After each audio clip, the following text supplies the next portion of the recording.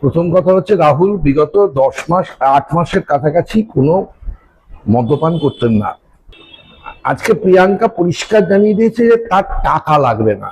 দুলাল লাহিড়ীকে ICU থেকে তুলে নিয়ে এসছে শুটিং করাবার জন্য। এর মধ্যে অনেকেই ষড়যন্ত্রের তত্ত্ব খুঁজছেন। নমস্কার, রাই বাংলা থেকে আমি সুভাশিস। এই মুহূর্তে আমার সামনে যিনি পেয়েছেন একেবারেই আপনাদের পরিচিত মুখ, নাট্যকার, পরিচালক, চিত্রাভিনেতা চন্দন সেন। চন্দন, রাই বাংলা আপনাকে স্বাগত।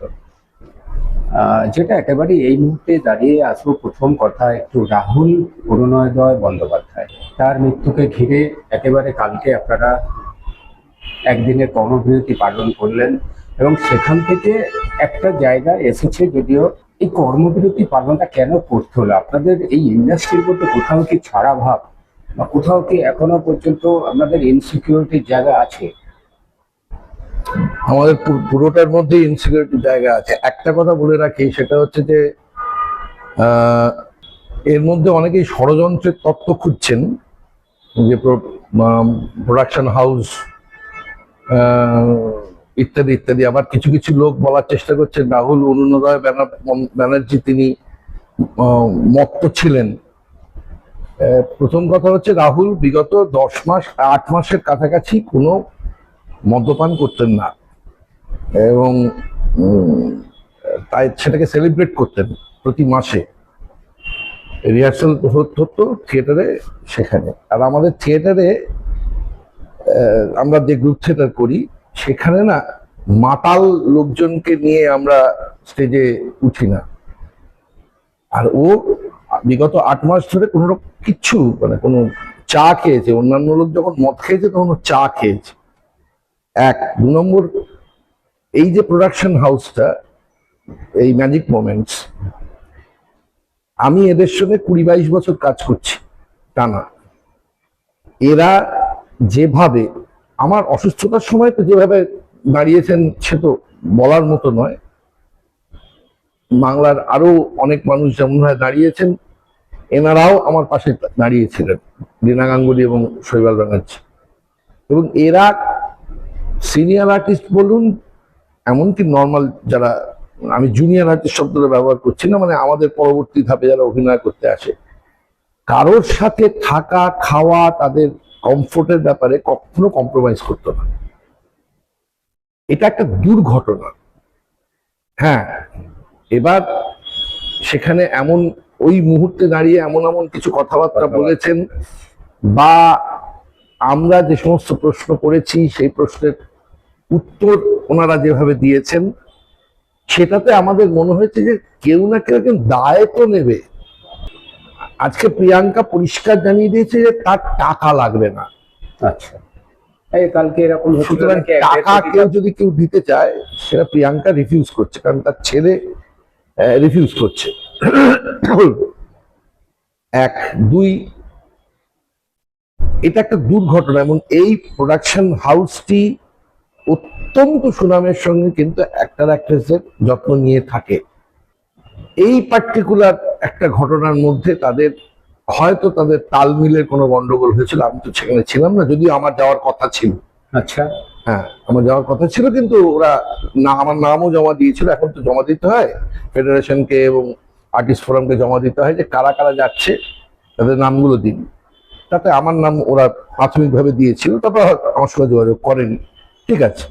এবং এই সিরিয়ালটাও আমি দীর্ঘদিন প্রথম থেকে অভিনয় করে এসেছিলাম। এর আগের বার যখন সিজন 1 করেছে, তখন আমি দীর্ঘদিন ওদের সঙ্গে ছিলাম। তারপর সিজন 2-তে আমি ছিলাম না।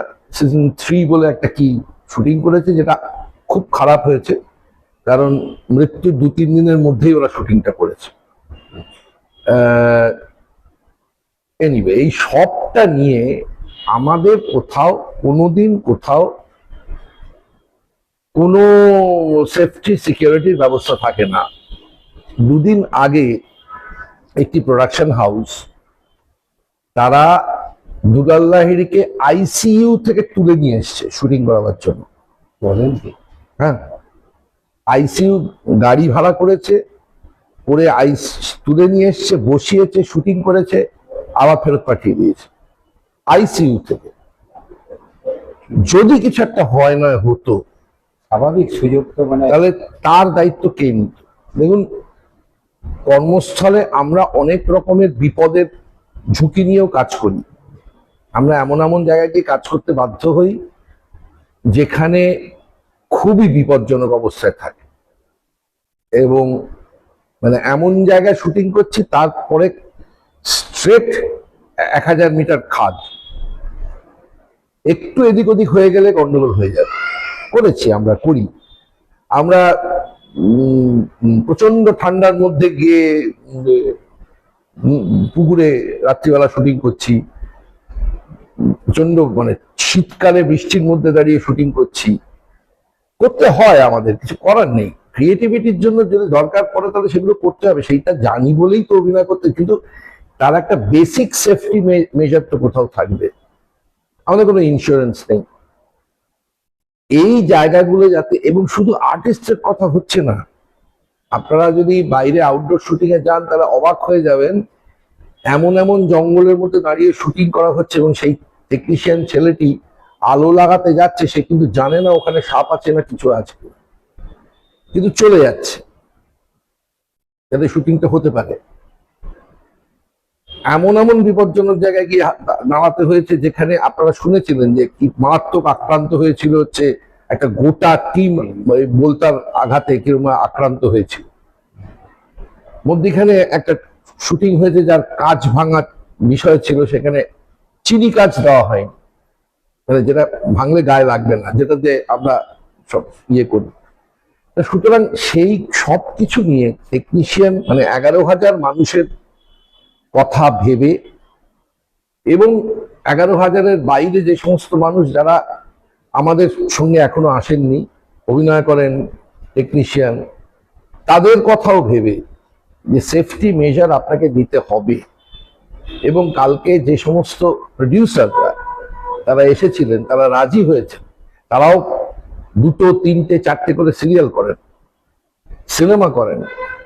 নিষ্ফল রানের মতো একটি লোক সে কালকে বসে থেকেছে আমাদের ডাকে এবং এসে কথা বলেছে, এবং এবং 1 মাসের মধ্যে আমরা ইন্স্যুরেন্স কোম্পানির সঙ্গে কথা বলছি, লয়ারের সঙ্গে কথা বলছি, বলে যাতে একটা কোনো সেফটি মেজার নেওয়া যায় তার চেষ্টা করছি। রাহুলের মৃত্যু দিয়ে সেইটা আমাদের পেতে হলো, এর থেকে বড় যন্ত্রণার আর কিছু নেই। তার মানে আপনাদের একটা ফলপ্রসূ জায়গায় যাচ্ছে, এটুকু অন্তত আপনাদের ক্ষেত্রে আমরা চেষ্টা করব, কারণ 45 বছরের মধ্যে আমার মনে পড়ে না যে এভাবে আর্টিস্ট ফোরাম, মানে আমি 40 বছর এখানে অভিনয় করছি, আর্টিস্ট ফোরাম বা আর্টিস্ট এবং টেকনিশিয়ান একটা জায়গায় জড়ো হয়ে তাদের নিজেদের কথা নিজেরা বলছেন। এবার এর মধ্যে কিছু বিভাজন থাকবেই, এবং সেই বিভাজন বহু রকমের প্রশ্নের উত্তর দিতে হবে, হয়তো দেখা যাবে।